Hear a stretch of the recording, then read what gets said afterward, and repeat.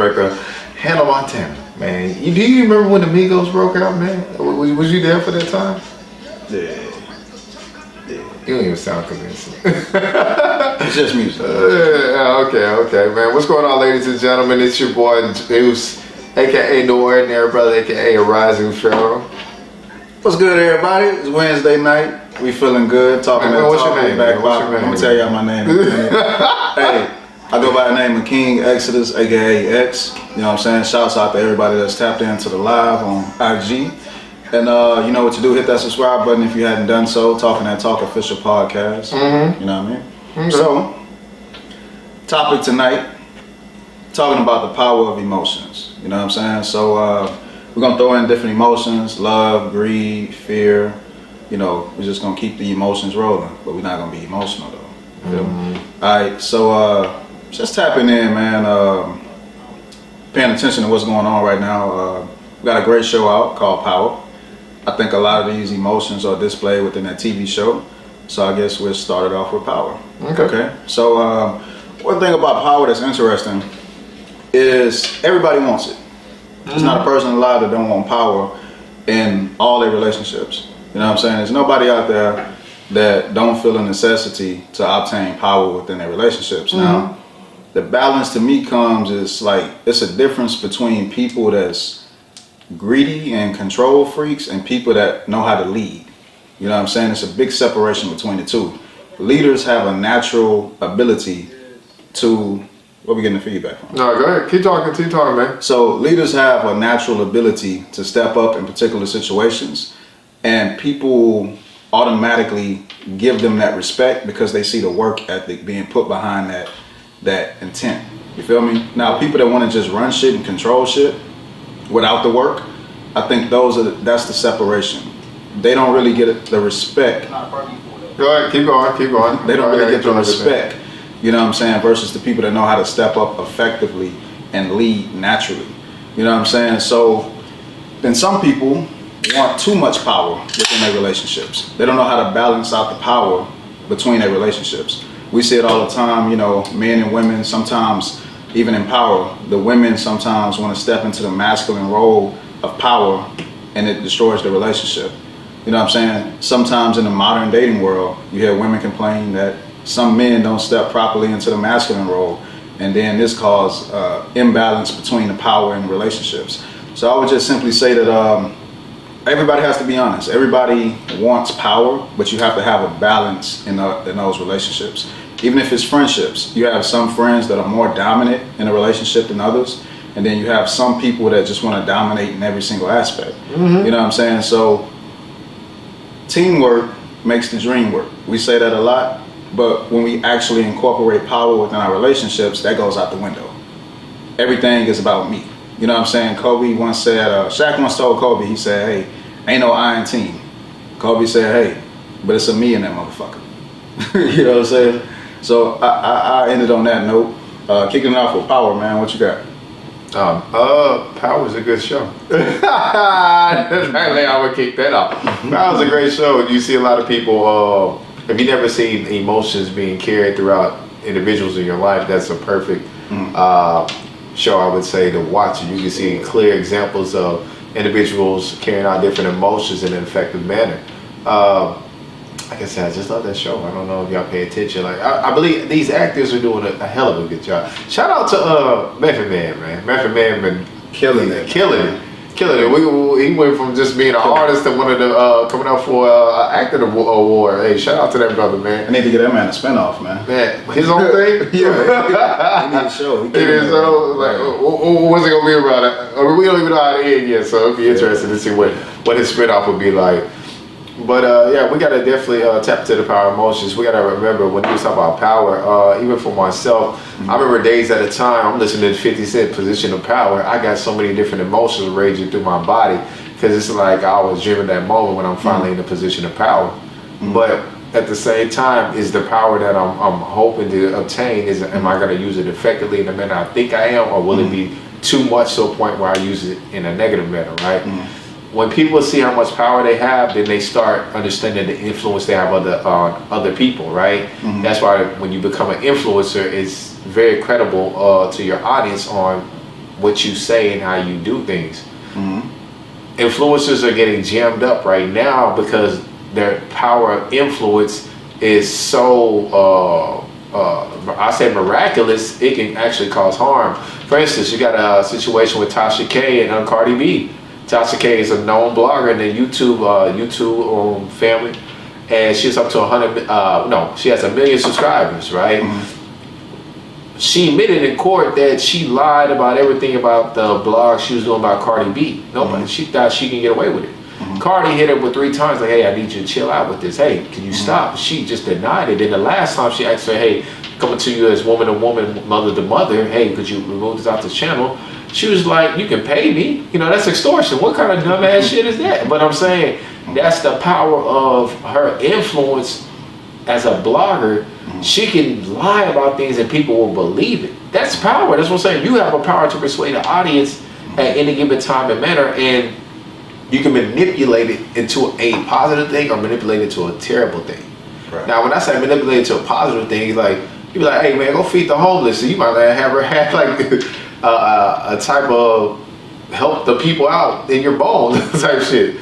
But like I said, you just gotta remember how power flows through every individual and how they're gonna use it. Just pay attention to it. All right, so one last point I can make on that is, be careful what you ask for, because you just might get it. Everybody want power until they get it. Because with power comes responsibility, accountability, eyes are on you. You become an influencer. You feel me? So a lot of times people want to step into that limelight, and then that limelight is what drives them to insanity. Because now all of a sudden you wanted the glitz, the fame, you wanted these leadership positions, you want to be the leader of your family, you want to be all this shit. Now when the pressure comes from all that, we fold. You know what I'm saying? Everybody want to be the top shot until it's actually time to live that experience. Right. You know what I'm saying? Entertainers get in front of those cameras and they wild the fuck out. You know what I'm saying? We see it all the time. People hit their breaking points. People break down because now the attention is too much. Now they all plead and cry. I'm still a human being. I just want to live a normal life. Why should I be crucified every time I make a mistake? Because you allowed yourself to get there. But you influence a mass amount of people. These people are watching everything you do. They're watching what you eat, where you're going, what you're saying in your music, all these kind of things. You know what I'm saying? We look at artists, one of my favorite artists of all time, we look at Tupac. You know what I'm saying? Tupac said he never had a criminal record until he made a record. Him making a record and putting himself into the public, it was a double-edged sword. That's the same thing that took his life, because it put the cameras on him, and then after that it was over. You know what I'm saying? So a lot of times you just have to be careful about how much power you want, and then you have to know, can you deal with everything that come with that shit? You know what I'm saying? Like, you just have to be very cautious of what you want and fully evaluate what come along with it. We see it happening with Kanye. He even made a song about it. Power. What you gonna do with all that power?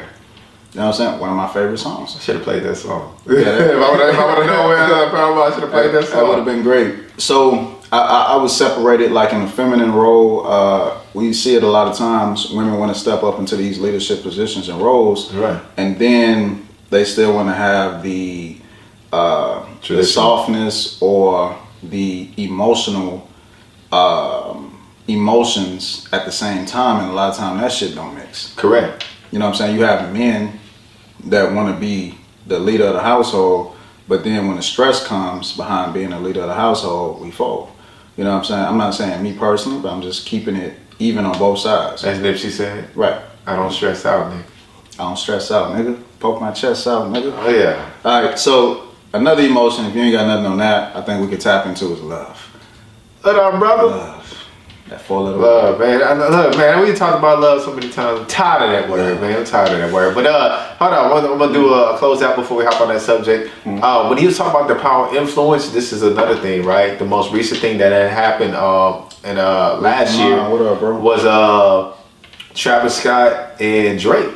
Appreciate that. Right? Remember the concert that ended up having like severe deaths and injuries in it, and people were like, "Why is Drake being breaking down with that lawsuit because people are like, your headline. Not even because your headline. They said, but you got to go back to all of Travis Scott's concerts. And they're telling them that it's been periods of times where he has provoked riots and things of that nature that happen. So you being another influencer, that means you know how concerts go, but you're not having the same outcomes as this man. But here you're performing with him, so we're going to be responsible for the damages. Guilty by association. Guilty by association. So that's another thing we got to talk about. But now since we're gonna hop on love, you know, a little sweet man over there. Come on, go ahead, man. You got some Kleenex, man. I got bandana, man. I just started thinking about. I'm still on my Dipset stuff. I ain't no love out here. But yeah, so kicking that off, man. Comparing it to another emotion, another thing that Tupac said that stuck out to me, based on his perception, he said fear is stronger than love. And I've heard it broken down into another aspect is that fear to a particular point can be controlled. You know what I'm saying? Fear can either help you or destroy you. It's still a control. But love, a lot of people can control love. You know what I'm saying? Love is very uncontrollable sometimes. Fear is controllable, love is uncontrollable. Right. Yeah. Love can make you love someone to death. Or it can make you kill someone. Kill somebody. You know what I'm saying? You know what I'm saying? I gotta have that tear come out my eye. I loved you, man. Fear will have you on some shit when you can really make a lot of logical, you know what I'm saying, decisions sometimes based on that fear. You know what I'm saying? Sometimes we, in the street world, we correlate fear with respect. Yeah. So since I fear you, I respect you. You know what I'm saying? Enough to be logical about how I want to move. And then some people can be like, since I fear you, I gotta take you out. You gotta go. Yeah. You gotta go. You know what I'm saying? You're a threat. You know what I'm saying? So you have imbalances of both, but I would definitely like to throw that love in there. Some people love too hard. You know what I'm saying? Some people don't know how to love at all. We gotta go there. You know what I'm saying? One of my favorite things about this whole love thing is I don't like the movie, but 50 Shades of Grey is very funny to me. It's very funny. One of my favorite quotes from the movie is chick asked him, chick asked dude Christian Grey, you make love? He said, nah, I don't make love, I fuck.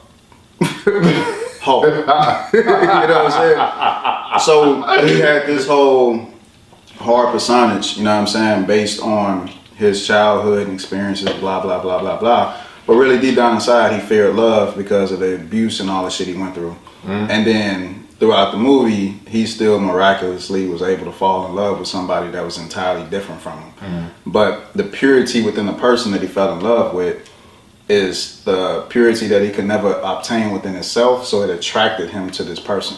You know what I'm saying? So if we talk about love, we gotta talk about attraction. Attraction. Man, I'm done, man. Positive or negative? Attraction. I'm done, man. It repels. Attraction. I'm just saying attraction right now, y'all. No, I'm lying. I was actually breaking down different things, polar opposites and different things. So yeah, love, like I said, love can be a real thing, it can be a dangerous thing. Love can definitely overwhelm you. Love can definitely protect you, right? They always say a man becomes a better protector once he loves somebody. You gotta have once you love something or someone, you become a better protector and provider, right? It's even the same thing with women as well. It's more so when you receive love, like what is it about, right? We always talk about the 5 love languages. That's cool, but love had different impacts, right? I was talking about like times where I felt weak when I was in love with an individual.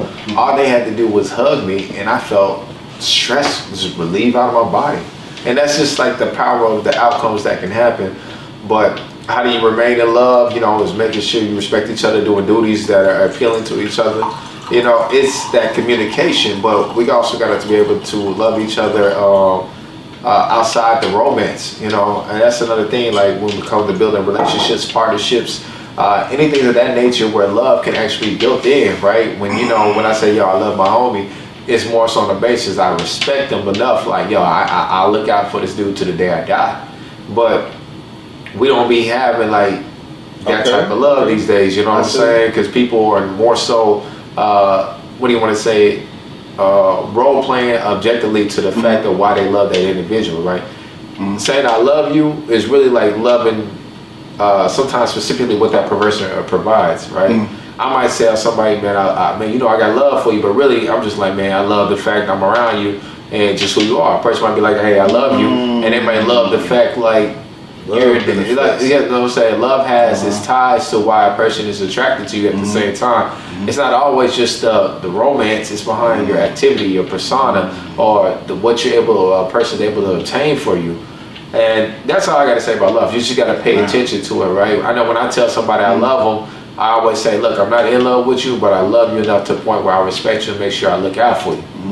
Right? So that's why I always kind of be cautious if I tell a chick I love her. It's because I'm at the point I can tell you that I love you, but I'm not in love with you. But meaning, once I hit the state of love, I'll forever protect you and look out for you. That's why it's kind of weird if a man tells a chick I love you and he's not in love. But I was like, no, I'm telling that in a manner that you have reached that level for me to respect you in such a manner. I got your back for life. Man, that was beautiful, man.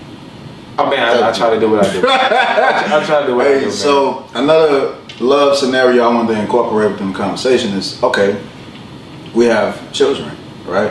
See, going back to the show Power, we have situations where mothers love their sons too much, you feel me? Where it was too unconditional, to where conditions should have been placed on these relationships. It should have been accountability, the need to give corrective action. But it never happened because love was so strong. The mentality is like, whatever my son do, I'm gonna love him anyway. I don't know why I laugh. I'm sorry, but yeah, go ahead. We cooking, man. So sometimes you have to even be careful about who you love and how you love unconditionally, because love is just something that you sometimes just have to put conditions on it. Definitely. Feel me? A lot of times, even in that parental atmosphere, some people love too unconditionally to the point to where you're raising a fuck up. And after every fuck up, you're gonna do whatever it takes to clean it up. Even if it means put your life on the line at the same time, or your relationship, or your career, or your job, or whatever the case it is. That is toxic. And then we have on a flip scenario where we have this love for mama that sometimes needs to be checked. But it's never checked because, hey, you never question your mother. We put mama on a pedestal with God and Jesus. Allah, if you believe in Allah, whoever you rocking with. We put mama on the same pedestal as God, so mama can never be wrong. Or even questioned. You don't question your mama, you only get one mama. Mama can have as many children as she want, but she can only make one you. But we don't bring that up into the conversation. People want to go biblically speaking, you you shouldn't provoke your parents and all that shit, and then it also say parents shouldn't provoke your kids. We skip over that at the same time. We practice the scriptures we want to instill into our kids. Correct. So I would just simply say, this whole unconditional love, even on a parenting level, you have to remember that love sometimes is smooth, easy in the parental space, and then sometimes it has to be tough. And we skip over that. Sometimes you have to watch your offspring suffer a little bit just to incorporate discipline and lessons. And you can't always be so quick to rush to the aid every time you see shit falling apart for your children. You have to let them go through those experiences to build character.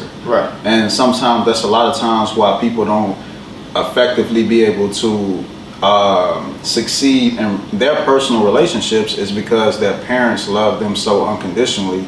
They expect the world to give them that same love, and that shit don't exist. The world is heartless. You know what I'm saying? So the Godfather, Kevin Samuels, I listened to some shit from him today. The gatekeeper. You know what I'm saying? I know what I call him, the gatekeeper. And it was a woman who was raising a son, single mother, and her whole perception was, even if people present me with factual information. Oh, you saw the episode? That shit was crazy, bro. I'm still gonna stand on how I feel. And I'm gonna incorporate that same energy within my son. That's a terrible thing to do. When men think with their emotions, they most likely will be out of control. I'm gonna be honest with you. So he asked her $1 million question. If your son dealt with a woman and he gave her every fact, every statistic to prove what he's saying is correct, if she said I'm still gonna stand on how I feel based on feelings, Right.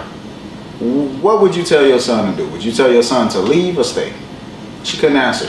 Couldn't answer. Went around And when the she did answer it, it was some shit. Well, if he want, he was like, no, we're not gonna do that. We ain't gonna do that. You know what I'm saying? Yes or no. So we have to be mindful that sometimes we can incorporate the wrong messages within our offspring based on the things we haven't fully addressed within ourselves. So I ended on that note. You have to be careful on how conditional or unconditional you even love your offspring. Mm-hmm. And I ended on that with the whole the love scenario. That was good, man. You was long with it, man. I've been waiting to talk all this goddamn time, man. Shit. Man. Anyway, let's get back to the real nigga on the mic.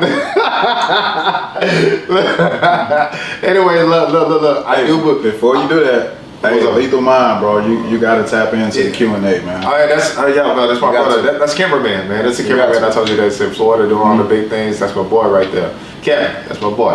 Yeah, his name's Kevin too. Right. So, but look, this is the thing about anything you want to do in your life. You want to always have structure, right? I always tell y'all I'm a person of structure. Mm-hmm. Without structure, there's no order. Without order, there's no peace. Without peace, there's chaos. Mm-hmm. So remember, if you want peace, you got to create order. When you have order, you have structure. So when he's saying, hey, it's got to be certain levels to like how you love somebody, I do believe conditions should be in place, and sometimes they shouldn't be in place, right? I do believe when a person is disrespecting you, or like when they cross the boundaries, or they're not moving in an effective manner, I do believe it's time to make those choices, right? I'm an individual. I've been through it all, right? You know what I'm saying? I tell people all the time, look, my right arm, everything you see right now is progress. My right arm, I have a forever mark from when I used to have to give plasma all the time. Like making sure I get the ball moving, whatever I have to do to get money. Mm. And when I was short on money, I would ask a family member of mine, like, hey, can I have $100? And I made sure I always paid him back on time. But he finally told me one day, he's like, hey, look, I can't lend you out no more money from this day forward. Right? It hit me like, God damn, nigga, like I'm paying you right back, blood. Like, what the fuck? You know what I'm saying? And I realized after he cut me off, I grew.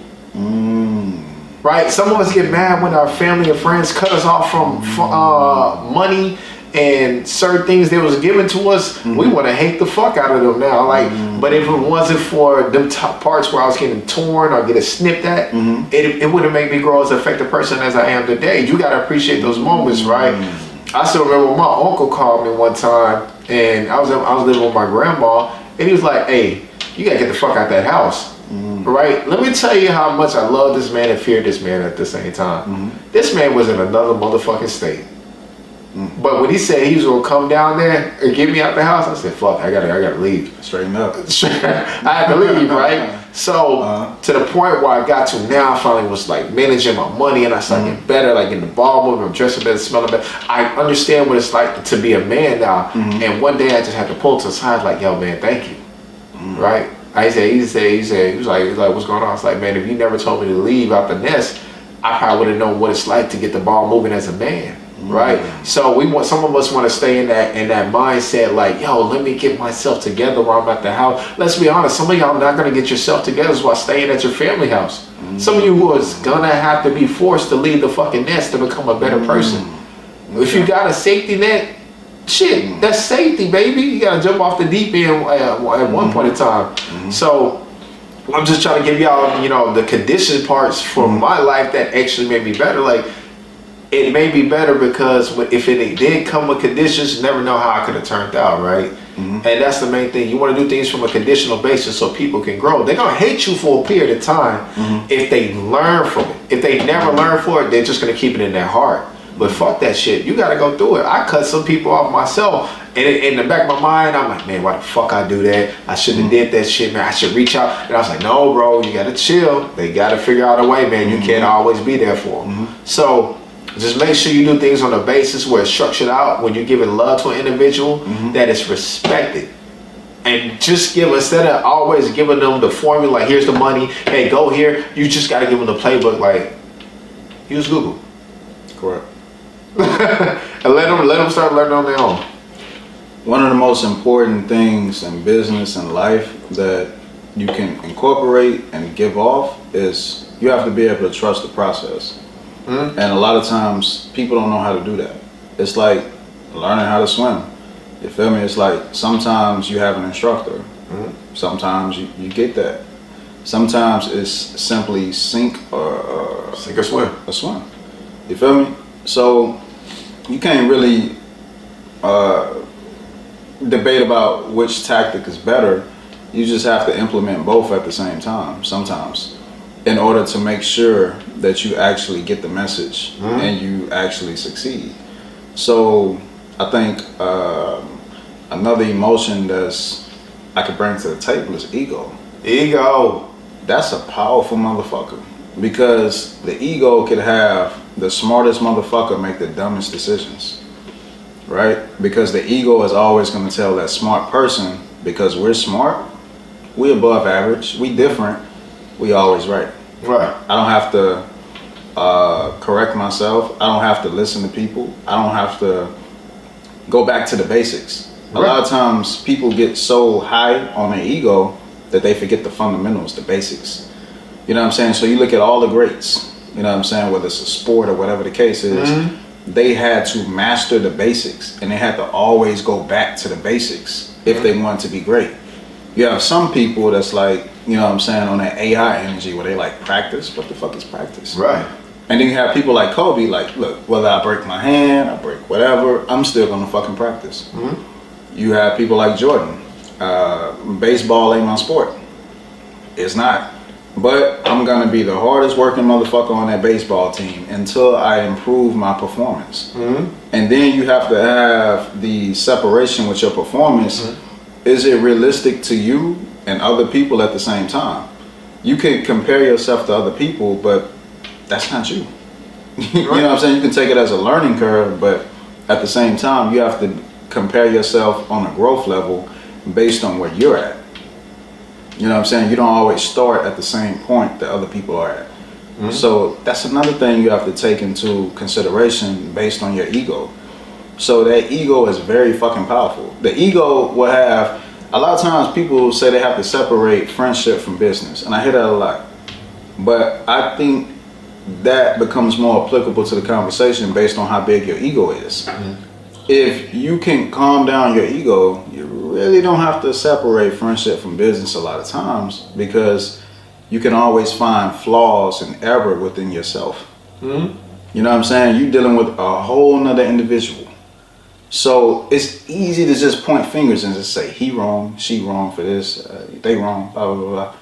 Can you find error within yourself even if you're right majority of the time? That's how humbling the ego experience can be. You always have to find flaws within yourself. So if I'm constantly working on myself, I'm working on me.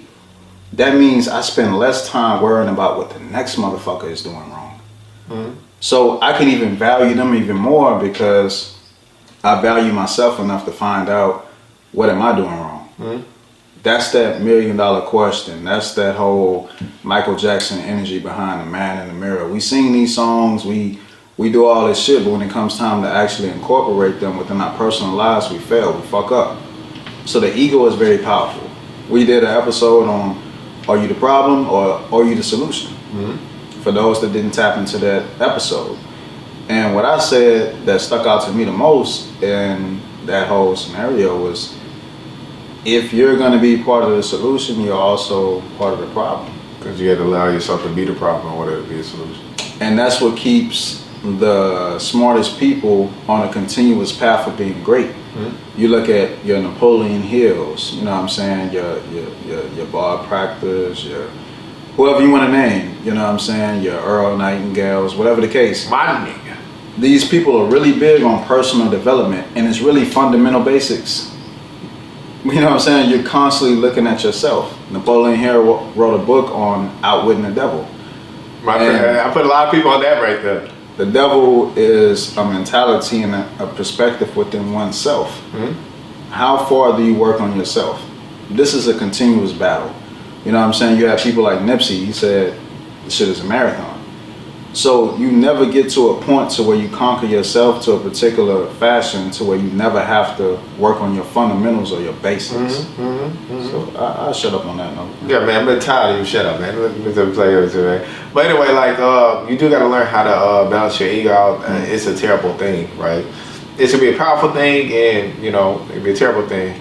Like Jay-Z said, you know, sometimes you need your ego. You got to remind these fools, right? So when you tap into your ego basis, it should be on an empowering basis to uplift you and let you know. You can talk about one episode, like when you've been out of environment so long, sometimes you gotta remember the times that you overcame some of the darkest shit in your life. Like, yo, what is this? Like, fuck, let me go ahead and handle this. You know what I'm saying? That's when you should tap into your ego, because like you said, you gotta remind people who you are, like what you already overcame. Now, one of my favorite things that ego and pride, you know, I sometimes I believe that like going in. You know, Kendrick Lamar said it the best. They said, "Love's gonna be the death for you, but pride is." What's like? What do you say? Love and pride to be the death of you and me and you. I forgot the exact words, like ego and pride. Okay. But pride will consume you to the basis, like shit. With ego and pride, shit. I just talked about the Tasha K situation, Tasha K and Cardi B. That was some straight ego shit. She thought she was untouchable. She thought a person who's making millions of dollars, like, wouldn't come down and humble her. Baby, it happens. You're fucking up their brand. Like imagine if I was going against X one day, and I was like, yeah, that motherfucker got, you know, he did some crazy shit. You know what I'm saying? Yo, man, the motherfucker then gave people AIDS and all that. Like, you know what I'm saying? And he's like, yo, chill the fuck out. You fucking with my brand. Really? AIDS? Yeah, you know what I'm saying? You know what I'm saying? But you know what I'm saying? But because it gets to a point where people was, you know, what call it, defamation? Defamation of character. Defamation of character. And then once that happens, you're fucking with their brand, you're fucking with their money, you're fucking with the people around. People don't want to be around that. Like, ugh. You know what I'm saying? It's all on the basis, like what somebody says, it can be very detrimental to your character. So when your ego becomes to a point where nobody can tell you shit, or you don't want to back down from shit that can actually just save your life, that's when you gotta get checked. You gotta get X'd out. You know, that's when shit happens like that. You know what I'm saying? You should never let ego come to a point where it's an emotional response and not a logical response. Man. That's very key. It should be always a logical response and not just an emotional response. When I tap into my ego, I also have logic flowing in my mind at the same time while I'm tapping into this energy. If I let my ego tap in and I get to being reckless, hey, shit, anything can pop off when you're emotional. So going to the emotional conversation, I think we can tap into anger. See, anger can benefit people and it can be the destruction at the same time.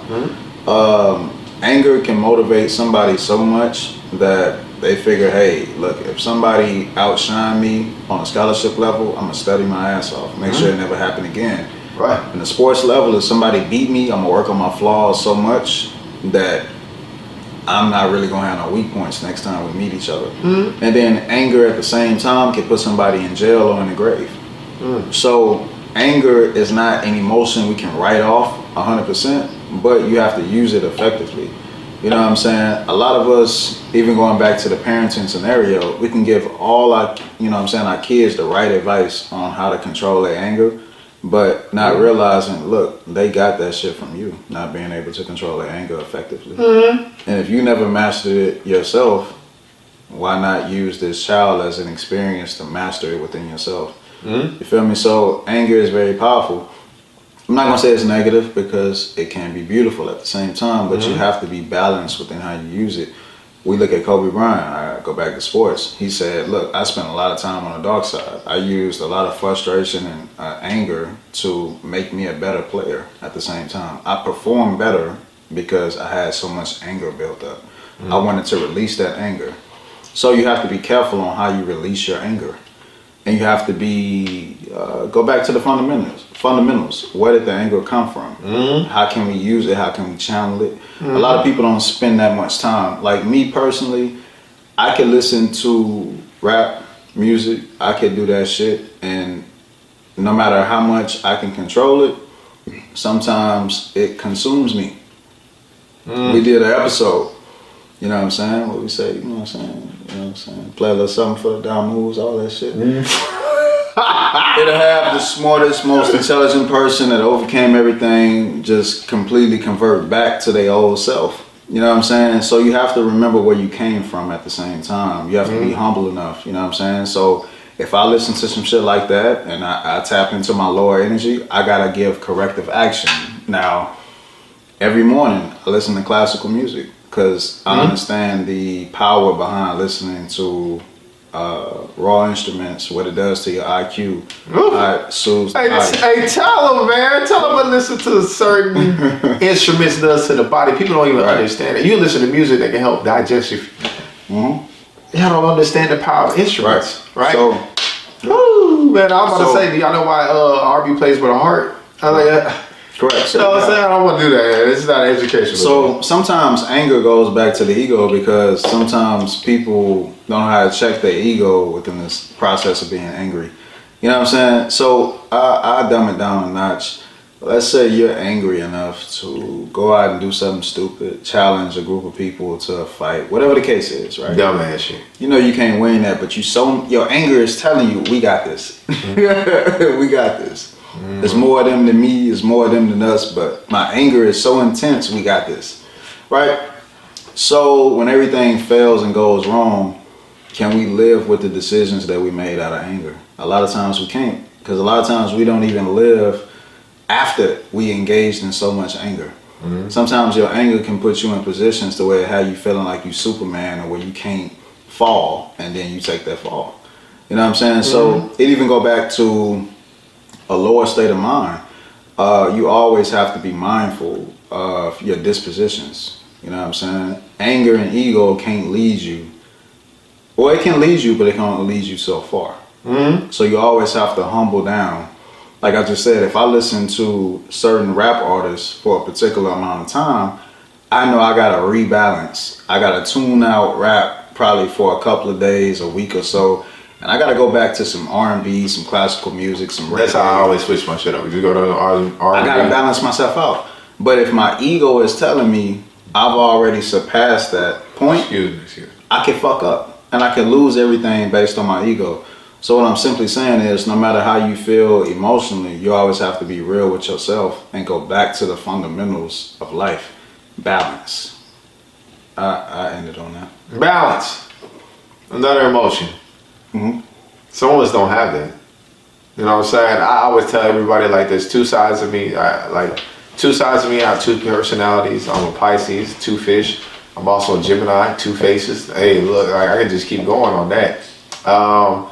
Balance is something, right? People try to say, like, being the individual you are, hey, some of us code switch, some of us don't code switch. I do things that are necessary for me to be a balanced individual, right? At times I want to be politically correct, be a gentleman, be a man, you know what I'm saying? I'm showing people the higher status of me, right? The individual that had built himself up, the person who has gone through different lengths and times to empower, right? Like, so even my messages are different, right? One of my homeboys might ask me for advice, and I might be like, hey, look, when you build a better you as a man, things come within the future. Then, you know, the other side of me, like I said, I'm very balanced. I always get too responsive to everything. It's like, nigga, you better go make some shit happen. That's the only way you're gonna get better in this world, right? You gotta learn to tap in two different sides of you, because also it's absolutely necessary, right? I like the fact when I can meet women who can do both, right? When you stroke my ego on a basis that you love a man, but then you can also stroke my ego on a basis when it's time for me to handle things in a manner that you might have to see me aggressive in the meantime. Right? What better yet to, you know what I'm saying, to know that you have a protective provider, but at the same time, you also have a gentleman and a thug. That's how I look at it when it comes to myself. It's knowing the balance of when to act as an individual, right? Some of us are so consumed with being one way, we don't understand that it hinders us from opportunities, right? When I know when I go to network meetings, you see me networking meetings, or when you see me around other individuals, my language actually just changes to the individual I'm talking to. Period. if I'm talking to a man, I talk to him as a man. I'm talking to a nigga, I'm talking to him as a nigga. But at the same time, what if there's times and manners where you have to actually be the nigga and talk to the man, and you gotta be the man talking to the nigga, because then you can also influence both those individuals to have a different uprising.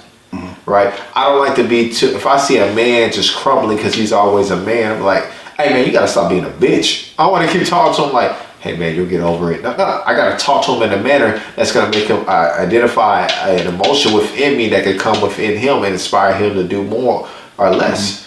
And then, you know what I'm saying, at the same time, if a dude so used to being a nigga, I gotta be able to talk to a man, be like, hey look, you gotta mature one day in your life. It's stuff like that. You gotta be a balanced individual in this world. Just know when to operate yourself in a more effective manner, and you can make more things happen for you. Correct.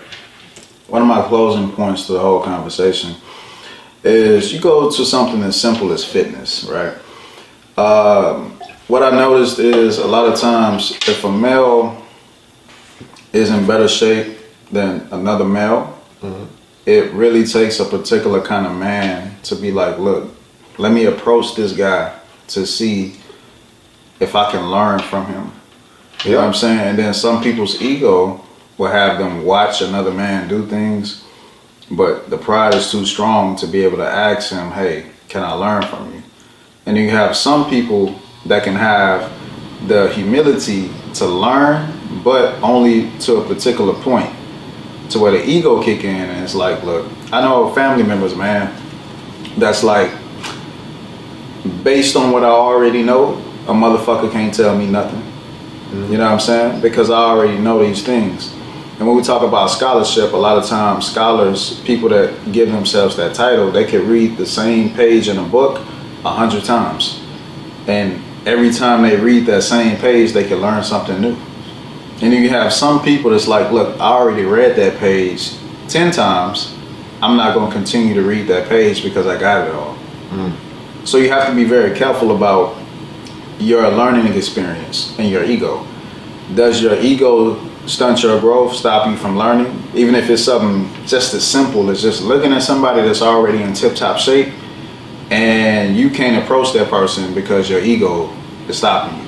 Or if you approach them, you're going to learn so much because your ego is stopping you. So you have to, if you're going to be somebody that's willing to learn, you really got to put the ego to the side within that process. You got to throw that shit out. Because it's going to stop you at a particular point. Even if it's not the same point that it stopped other people, it's still to stop you at a particular point.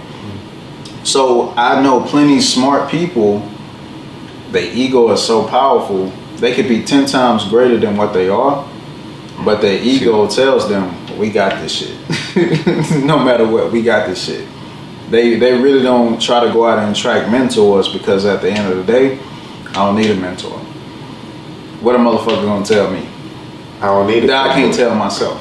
I don't need it. You know what I'm saying? I don't need to further my education because at the end of the day, I could just do this. I could just do that. You know what I'm saying? So we really got to check the ego within our learning process. And sometimes we have to check our ambition. You know what I'm saying? If you really have the proper ambition, that means you have the proper GPS route that you're going to use to navigate towards that ambition. Some people are more ambitious and the ego is so strong that the ambitiousness and the ego never really connect, so they never really tap into their full potential. So I'm not trying to ramble to you, I'm just simply saying that being ambitious and being different still don't make you no different from somebody else that don't have what you have at that particular point. Both of y'all are still at the same point because y'all still trying to go somewhere. So you still can learn from anybody. You know what I'm saying? Juice, you even brought up a comment one time where you was like, look, you want to spend, 30% of the time with people that's above you? Yeah, 33%. Laws of 33%. Law of 33% just states like, hey, you want to spend time with 33% people who are lesser than you. Those are people you could be mentors to, right? For the knowledge that you came across, you can help uplift them. And you want to spend 33% of your time with people who are on your level. These people are your peers, your friends, and people that you network and you have socialization with. Then you want to spend 33% of your time with people who are above you.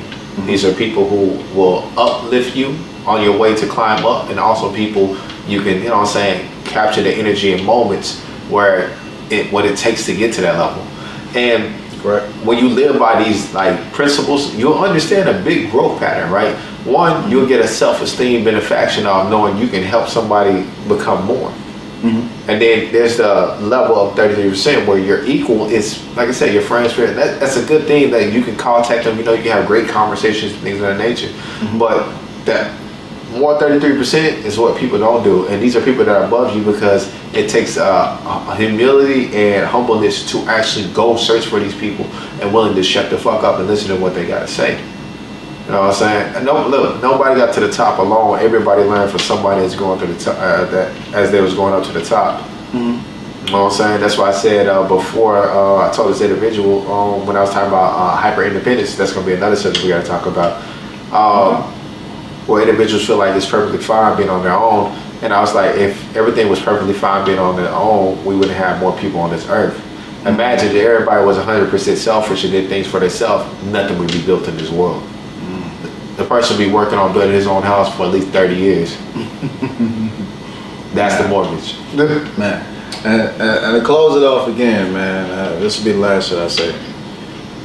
Everybody needs a group or a collective, you know what I'm saying, group of people to attain success. You know what I'm saying? So if you look at groups, a lot of the greatest groups sometimes reach their demise because somebody in that group, their ego was too out of control. They thought that was more important. Look, every artist that is great and iconic, they still have, you know what I'm saying, they got backup singers, they got backup dancers, they have everybody in place that plays their particular role within that person being successful. So just because you're the talent, it don't mean you're the most beneficial person. Mm-hmm. You have people that have ideas and they're great at that, but then you have other people that can execute ideas. So you have to give all these people the equal validation and importance within your success. Just because you're smart, you're different, you can think and all that shit, it don't make you no different than somebody else. One of my favorite movies to bring to the conversation would be the Facebook movie. Mm-hmm. You feel me? Like, homie was smart. He knew how to do a lot of things, but he took somebody else's idea. He needed somebody else to fund their idea. He needed different people. He needed Justin Timberlake's character to come through with a different sort of energy. He needed all these things in place to be able to create Facebook. Right.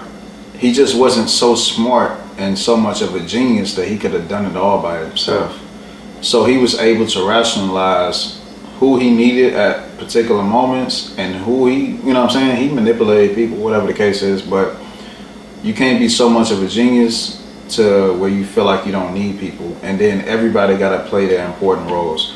One of the biggest conversations that I have is if you look at Beyonce, you look at whoever the case is, it's people that's not on that stage that make Beyonce that you don't even know their name.